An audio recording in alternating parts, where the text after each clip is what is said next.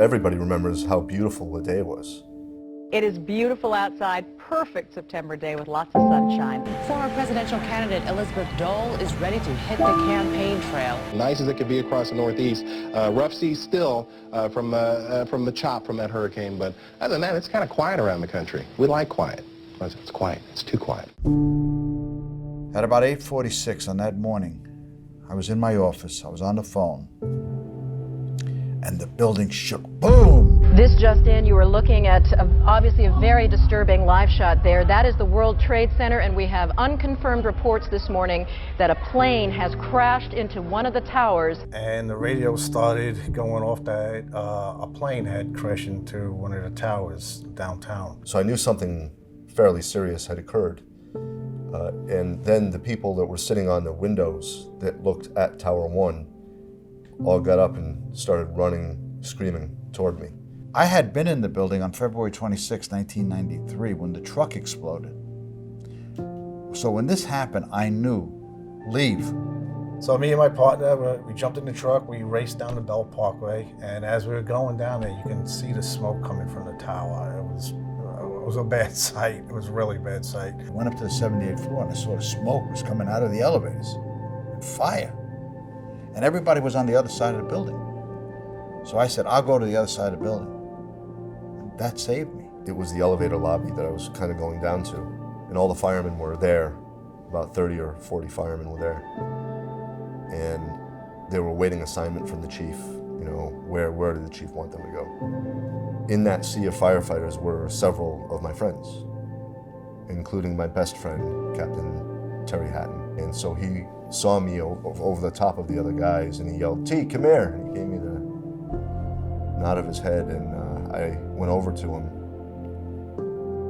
and he had his Halligan bar in his hand, the pry bar, and he wrapped his big arms around me like this and squeezed me tight, and he put his mouth right up here on my cheek, and he said, "I love you, brother. I may never see you again." And I kind of laughed it off, but he knew what he was talking about. He was one of those guys that was always 8 steps ahead of everyone, 10 steps ahead. His mind just worked like that. And he understood that when he went in that stairwell, it would probably be one of the last acts of his life. And we're going down, and I get down after about 30 flights, and I see the firemen coming up. And I hold on to the fireman. Save the people. Save my son. He's up there. But they're going up to save the people, and they're going to their death. While I was also in the lobby, among that sea of firefighters, I saw Christopher Blackwell, firefighter in Rescue 3, who I worked with for 7 years, a very good friend of mine.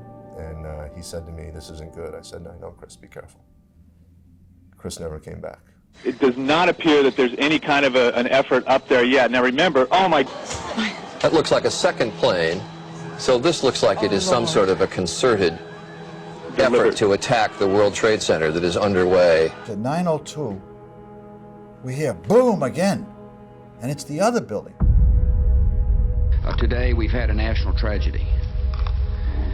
2 airplanes have crashed into the World Trade Center in an apparent terrorist attack on our country. It was in this time frame that we had the awareness of the Pentagon being the point of another attack. We now have fire confirmed at the Pentagon. We want to hold our breath here, it just seems to me, for a second, and not get into a mode that the country is under attack. And just taking a breather, and I'm looking up, and I see what I think the building is coming down. This is as close as we can get to the base of the World Trade Center. You can see the firemen assembled here, the police officers, FBI agents, and you can see the 2 towers. A huge explosion now, raining debris on all of us.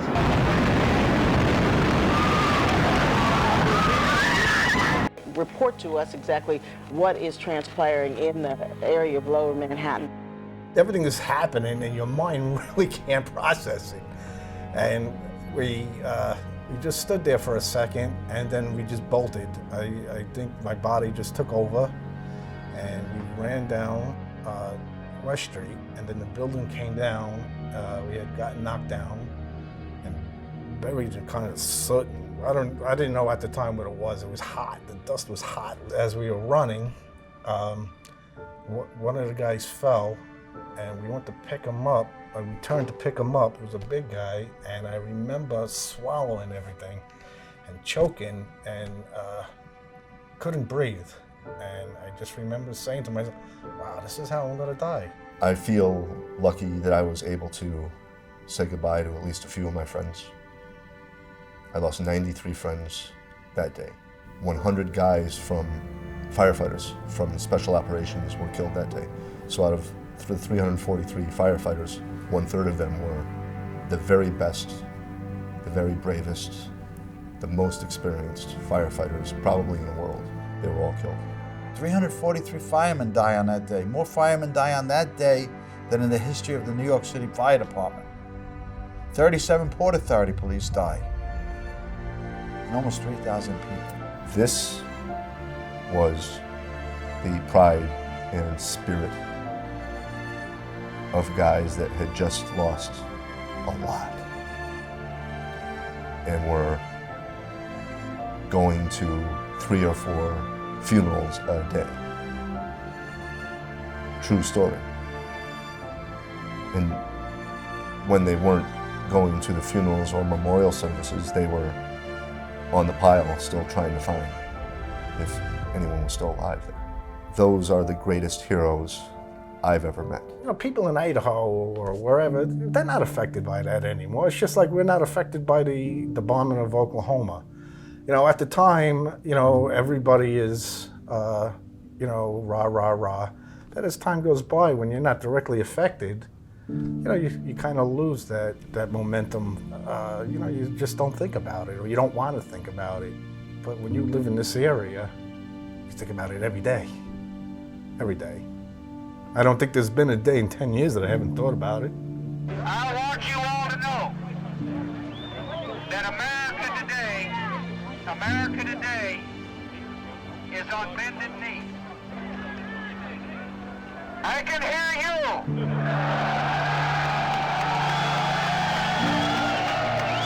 There are different heroes in different situations. There are different people that deserve that label. But I don't know of a more fitting label or title for those guys that were running up the stairs than hero. To me, what makes a hero is somebody that is scared and still does it, and still gets it done.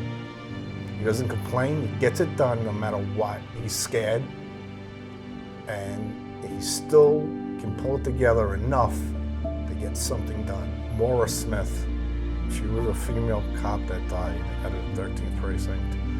Didn't know her.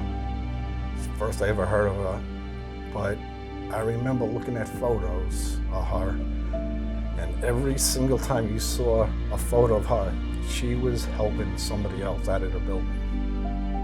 There had to be dozens of people that she helped out of the building, kept on going back in and getting somebody else going back in until finally, when the building came down, she ran out of time. And I'll never forget her, even though I'd never met her. And that's why I think Maura Smith was a hero. For someone like Captain Terry Hatton to say to me, I love you, brother, I may never see you again, and then go up the stairs.